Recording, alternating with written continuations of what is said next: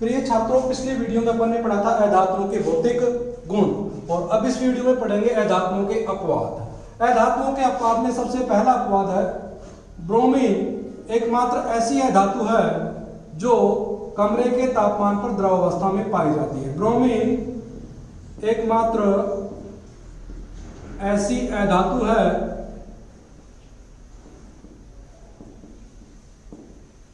जो कमरे के तापमान पर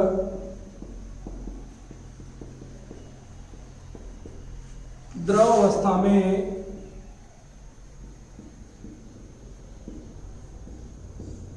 पाई जाती है। प्रश्न आएगा कौन सी अधातु है जो कमरे के तापमान पर द्रव अवस्था में पाई जाती है?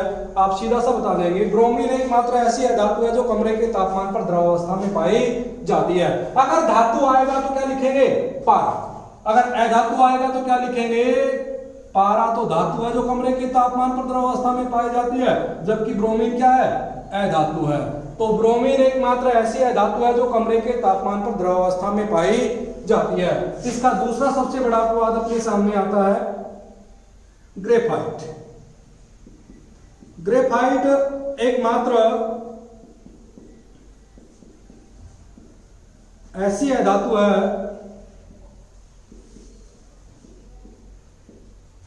जो विद्युत की सुचालक होती है। अक्सर प्रश्न पूछा जाता है बेटा, ऐसी कौन सी धातु है जो विद्युत की सुचालक होती है? आप सीधा बताएंगे ग्रेफाइट। ग्रेफाइट में आपको बता देता हूं, आपके पास जो HB पेंसिल है जिससे आप चित्र बनाते हैं उसकी जो नोक पाई जाती है वो ग्रेफाइट की बनी हुई होती है। और ग्रेफाइट विद्युत की कैसी होती है? सुचालक होती है। वैसे तो ये अधातु होती है लेकिन होती कैसी है? विद्युत की सुचालक होती है। तो ये अधातुओं के अपवाद है। धातुओं का मैं आपको एक अपवाद और बता देता हूं धातुओं का। Sodium Na, potassium K, lithium Li, ये तीनों धातुएं ऐसी हैं जिनको चाकू की सहायता से काटा जा सकता है। चाकू की सहायता से काटा जा सकता है। बाकी धातुओं को चाकू की सहायता से नहीं काटा जा सकता है। तो मैं आपको बता देता हूं, सोडियम, पोटेशियम व लिथियम इतनी मुलायम धातुएं होती है जिनको चाकू की सहायता से काटा जा सकता है। ये प्रश्न कैसे बनेगा? वो कौन सी धातुएं हैं जिनको चाकू की सहायता से काटा जा सकता है? तो आप बताएंगे सोडियम, पोटेशियम व लिथियम तीन धातुएं हैं, ऐसी धातुएं हैं जिनको चाकू की सहायता से काटा जा सकता है। अगला टॉपिक अपन पढ़ेंगे इसमें धातु एवं अधातुओं के रासायनिक गुण। धातुओं के भौतिक गुण खत्म हुए, धातुएं में अधातु के अपवाद खत्म हुए। इनको आप ध्यान में रखेंगे, प्रश्न कैसे भी घूम के आ जाए आपको उत्तर याद होने चाहिए। अगर ऐसी कौन सी धातु है जो कमरे के तापमान पर द्रव अवस्था में पाई जाती है तो आप उत्तर लिखेंगे पारा। ऐसी कौन सी धातु है जो कमरे के तापमान पर द्रव अवस्था में पाई जाती है तो आप लिखेंगे ब्रोमीन। इसमें सबसे मोस्ट इंपोर्टेंट क्वेश्चन इन्हीं में से बनता है। धातुएं में धातु में आप अंतर भूल जाते हैं और अलग अलग ना लिख के आप एक ही लिखते हैं, एक ही चीज को रख लेते हैं। तो आप ढंग से ध्यान दीजिएगा। पारा एकमात्र ऐसी धातु है जो कमरे के तापमान पर द्रव अवस्था में पाई जाती है और ब्रोमीन एकमात्र ऐसी धातु है जो कमरे के तापमान पर द्रव अवस्था में पाई जाती है। अधातुओं में से एक बढ़िया प्रश्न बनता है, ऐसी कौन सी धातु है जो कमरे के जो विद्युत की सुचालक होती है? तो होती है ग्रेफाइट। अब पढ़ेंगे धातुओं के रासायनिक गुण। धातुओं के रासायनिक गुण। इसके बाद पढ़ेंगे अधातुओं के रासायनिक गुण। टॉपिक सम्मिलित रूप से यह धातुएं में अधातुओं के रासायनिक गुण। पहले मैं आपको पढ़ा देता हूं धातुओं के रासायनिक गुण और इसके बाद पढ़ेंगे अधातुओं के रासायनिक गुण। तो धातुओं के रासायनिक गुण है, ये रासायनिक अभिक्रियाएं करती है इनमें। और सबसे पहला है धातुओं की ऑक्सीजन के साथ अभिक्रिया। धातु की ऑक्सीजन के साथ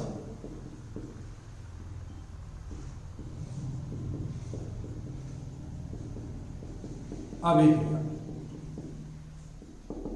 धातुओं की ऑक्सीजन के साथ रासायनिक अभिक्रिया जो होती है, धातु ऑक्सीजन के साथ रासायनिक अभिक्रिया करके धातु ऑक्साइड का निर्माण करती है। धातुएं ऑक्सीजन के साथ अभिक्रिया करके धातु ऑक्साइड का निर्माण करती है। या जब धातुओं को, मैग्नीशियम धातु है, मैग्नीशियम धातु का फीता होता है, मैग्नीशियम धातु के फीते को जब जलाया जाता है तो आपने पढ़ा होगा 7वीं क्लास में, किसी भी पदार्थ को जलाने के लिए ऑक्सीजन गैस की आवश्यकता होती है। तो मैग्नीशियम धातु का जो रिबन होता है, फीता होता है, उसको जलाने के लिए तो आ जाएगा धातु कौन सी बेटा, मैग्नीशियम। मैग्नीशियम, मैग्नीशियम का फीते का दहन है तो जलाने के लिए कौन सी गैस की आवश्यकता होगी, ऑक्सीजन। क्या करवा रहे हो आप, दहन। दहन का मतलब आप उसको जला रहे हैं, तो आपको क्या प्राप्त होगा, धातु ऑक्साइड। इसको बोलते हैं मैग्नीशियम ऑक्साइड। क्या बन जाएगा, मैग्नीशियम ऑक्साइड। ध्यान दीजिएगा एक बार इधर, धातुएं ऑक्सीजन के साथ अभिक्रिया करके धातु ऑक्साइड का निर्माण करती है। इसको आप ऐसे भी लिख सकते हैं, धातु प्लस ऑक्सीजन,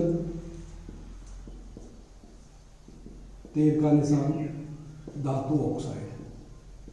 धातुएं ऑक्सीजन के साथ अभिक्रिया करके क्या बनाएगी बेटा, धातु ऑक्साइड। और एक चीज आपको ध्यान रखनी है हमेशा, धातु ऑक्साइड कैसे प्रकृति के होते हैं, क्षारीय प्रकृति के। धातु ऑक्साइड कैसे प्रकृति के होते हैं, क्षारीय प्रकृति के होते हैं। अब अगर आप इसको, ये तो हो गई रासायनिक अभिक्रिया, अगर आप इसको रासायनिक समीकरण के रूप में लिखेंगे, रासायनिक अभिक्रिया में रासायनिक समीकरण में क्या अंतर होता है। रासायनिक अभिक्रिया पदार्थों में होने वाला रासायनिक परिवर्तन ही रासायनिक अभिक्रिया कहलाता है, जबकि रासायनिक समीकरण पदार्थों में होने वाली रासायनिक अभिक्रिया को प्रतीक चिन्हों के रूप में प्रदर्शित करना रासायनिक समीकरण कहलाता है। मैग्नीशियम का प्रतीक चिन्ह मैंने आपको बता रखा है, लिखा भी रखा है। मैग्नीशियम का प्रतीक चिन्ह होता है Mg प्लस ऑक्सीजन, ऑक्सीजन का प्रतीक चिन्ह होता है O2। मैंने यहाँ पर O क्यों नहीं लिखा, O एक परमाणु है और परमाणु कभी भी स्वतंत्र अवस्था में नहीं पाए जाते हैं, और ऑक्सीजन एक गैस है जो स्वतंत्र अवस्था में पाई जाती है, और स्वतंत्र अवस्था में परमाणु न पाकर क्या पाए जाते हैं, अणु। एक ही प्रकार के दो या दो से अधिक परमाणु मिलकर किसका निर्माण करते हैं, अणु का। तो ऑक्सीजन के लिए अपन ने फॉर्मूला लिया O2 और मैग्नीशियम ऑक्साइड हो जाएगा MgO। इसका आगे मैं 2 लगा रहा हूं इस रासायनिक अभिक्रिया को संतुलित करने के लिए।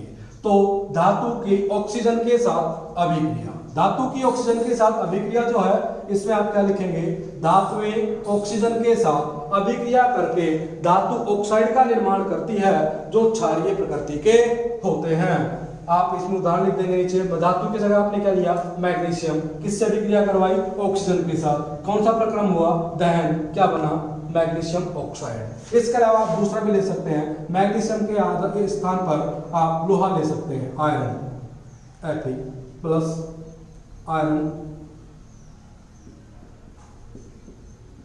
आयरन की जगह पर क्या लिख सकते हैं, लोहा plus oxygen.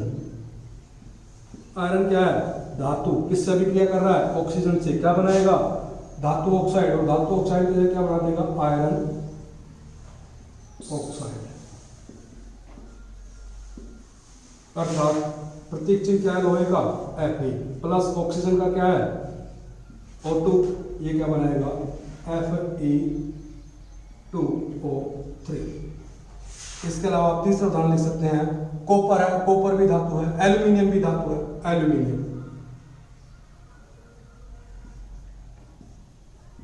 Aluminium plus oxygen. Aluminium क्या है बेटा, धातु, किसके साथ अभिक्रिया करेगी, ऑक्सीजन के साथ, क्या बनाएगी, धातु ऑक्साइड। तो यहां क्या बन जाएगा, एल्यूमिनियम, एल्यूमिनियम ऑक्साइड। क्या बन जाएगा बेटा, एल्यूमिनियम ऑक्साइड। एल्यूमिनियम का प्रतीक चिन्ह क्या होता है, Al प्लस ऑक्सीजन क्या होता है, O2। प्रतीक चिन्ह एल्यूमिनियम ऑक्साइड का हो जाएगा Al2O3।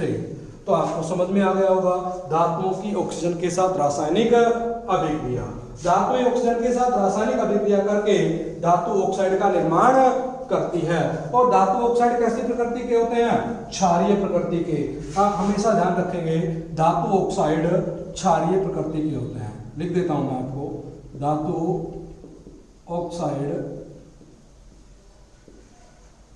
क्षारीय प्रकृति के होते हैं।